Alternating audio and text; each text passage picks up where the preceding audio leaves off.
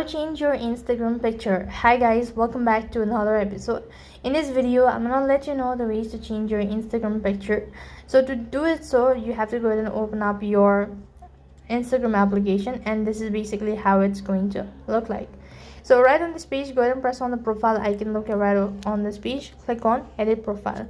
Now this is not something like a Facebook. So for example, when you actually make changes to your DP or to your profile picture on Facebook, you'll have an option as whether you want to show it on your feed or whether you want to keep it anonymous. So likewise for Instagram, when you actually change your profile picture, there will be no such option, which means that none of your user will be able to know that you have actually changed your profile picture. So this is going to be anonymous. They'll not be able to know when you've actually changed your profile picture unless and until if they regularly update on you.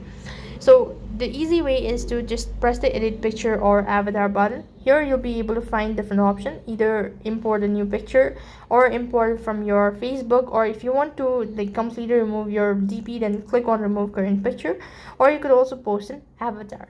So that's basically how you can change your Instagram picture. That's all for this video. I hope the video was helpful. Make sure to like, share and subscribe to our channel. Thank you for watching. See you in the next video.